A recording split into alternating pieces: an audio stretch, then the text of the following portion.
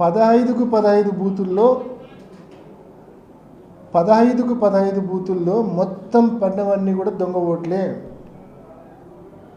మా ఏజెంట్నే లోపలికి రానిలేదు. మందలు తెలుగుదేశం పార్టీ కార్యకర్తలు అంతా జిల్లా వ్యాప్తంగా ఉన్న కార్యకర్తలందరూ పులివెందుల మండలం మీద పన్నారు. చిన్న మండలం 15 బూతుల మీద పన్నారు.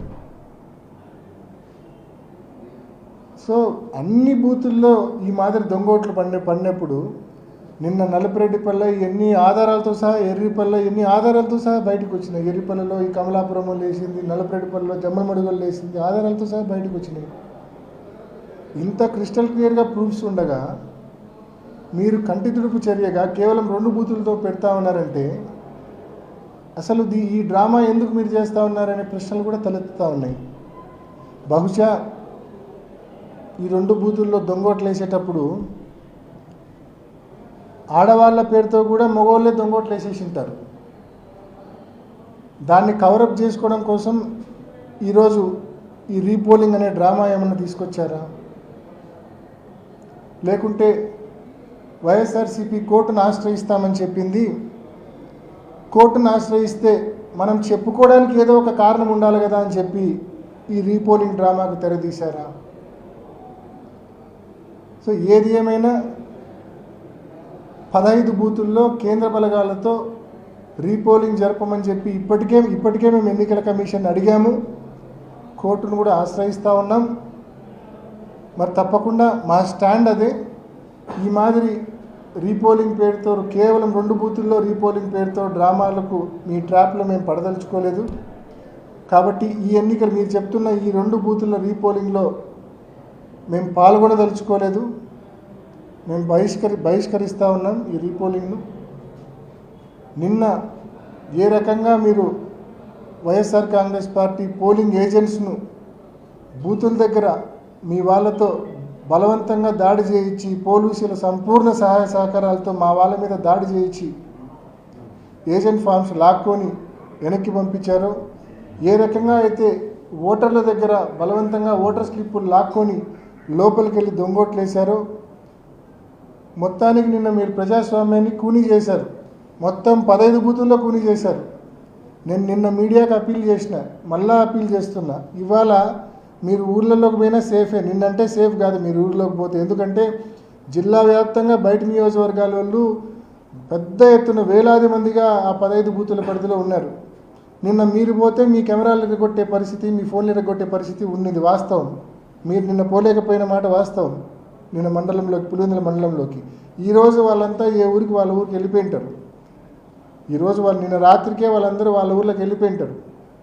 ఈరోజు పులివెందుల మండలంలో ఆ 15 బూతుల పరిధిలోని 6 పంచాయతీలకు వెళ్ళి దయచేసి రిక్వెస్ట్ చేస్తా ఉన్నా, ప్రజలను అడగండి, మీ గ్రామంలో పోలింగ్ ఎలా జరిగింది, మీరు ఓటు వేసారా, ఒకవేళ ఓటు వేయకపోతే ఏ కారణం చేత ఓటు వేయలేదు అని చెప్పి ప్రజలను అడగండి. నేను చెప్పే కారణాలు కరెక్టా కాదా అనేది మీకు ప్రజలు ఇచ్చే రిప్లైలోనే తెలుస్తుంది.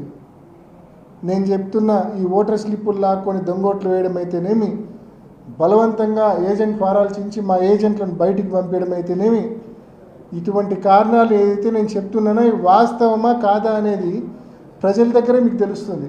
కాబట్టి once again I'm appealing the media, దయచేసి మీరు వెళ్ళి ఊరూరా ప్రజలతో ఇంటర్వ్యూ తీసుకోండి, అడగండి, ఒక చిన్న సర్వే మాదిరి కండక్ట్ చేయండి. ఎందుకంటే ఎందుకు ఇంత స్పెసిఫిక్గా చెప్తా ఉన్నా అంటే, ఈరోజు పులివెందులలో ఒక కొత్త సంస్కృతి చంద్రబాబు నాయుడు గారు ప్రవేశపెట్టారు. చాలా భయంకరమైన మోడస్ ఆపరండి ఇది, అంటే భయంకరమైన ఆపరేషన్ ఇది. ఒక కొత్త సంస్కృతి ఇది, ఎప్పుడు దేశంలో ఎక్కడా జరిగిండదు ఈ మాదిరి.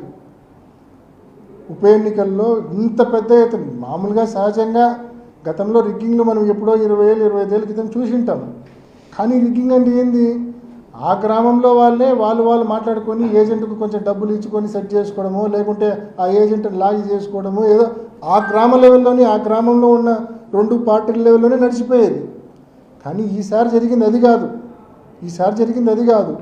ఒక గ్రామ వైఎస్ఆర్సీపీని, ఆ గ్రామంలో ఉన్న వైఎస్ఆర్సీపీని ఎదుర్కోవడానికి జిల్లాలోని తెలుగుదేశం క్యాడర్ మొత్తాన్ని బూతుల దగ్గర పెట్టినాడు చంద్రబాబు నాయుడు.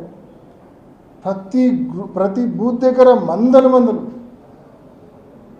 టీడీపీ క్యాడర్ ఉండి ఇంకా లోపలికి పోనిచ్చే పరిస్థితి లేదు.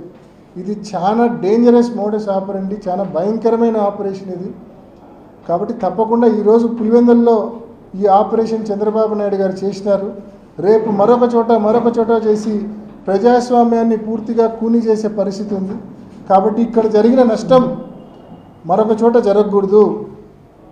ఇక్కడ కూని అయిన ప్రజాస్వామ్యం మరొక చోట కూని కాకూడదు. మరి అలా జరగాలంటే తప్పకుండా ఇక్కడ జరిగిన నష్టాన్ని రాష్ట్రం మొత్తం మేము చెప్తే కన్నా మేము పొలిటికల్ పాయింట్ ఆఫ్ వ్యూ అనే అంటారు. అదే మీరు న్యూట్రల్గా సర్వే చేసి చెప్తే కన్నా దానికి మోర్ యాక్సెప్టెన్స్ ఉంటుంది. కాబట్టి మరీ మీడియాని రిక్వెస్ట్ చేస్తూ ఉన్నా తప్పకుండా ఈ ప్రక్రియ చేయమని చెప్పి కోరుకుంటూ మరొకసారి ఇవాళ జరుగుతా ఉన్న ఏదైతే రీపోల్ అనే ఒక డ్రామాని ఏదైతే పెట్టారో ఆ డ్రామాలో మేము ట్రాప్లో పడదలుచుకోలేదు. దాన్ని పూర్తిగా మేము బాయ్కాట్ చేస్తూ ఉన్నాం. Thank you. ఇప్పుడు రీపోలింగ్లో కూడా అచ్చవెల్లి అక్కడంతా కూడా టీడీపీ మోగ్లా ఉన్నారు. ఇంకా రీపోలింగ్ జరుగుతున్న పరిస్థితుల్లో కూడా ఉదయం 7 o'clock అంతా టీడీపీ వాళ్ళు అంటే వెరీ సింపుల్ నా మనం అనుకుంటాం కదా, నిన్న ఆపరేషన్ ఈరోజు కూడా ఫాలో అవుతుంటారు. అందుకే నేను చెప్పేది తప్పకుండా ఈరోజు కూడా అదే దొంగోట్ల సిస్టమ్ ఫాలో అవుతారు. నిన్న బహుశా నేను ఇందాక చెప్తే కదా కారణము, నిన్న బహుశా ఆడోళ్ళ స్లిప్పులు కూడా తీసుకొని మగోళ్ళే దొంగోట్లు వేసింటారు. ఇప్పుడు ఆ ప్యారిటీ తీసుకోవడం కోసం దాన్ని సమం చేయడం కోసం బహుశా రీపోలింగ్ పెట్టుకొని అంటే దొంగ ఓట్లను కూడా జస్టిఫై చేసుకోవాలి కదా. ఆడవాళ్ళు అన్నట్టు మగవాళ్ళు అన్నట్టు జస్టిఫై చేసుకోవాలి కదా.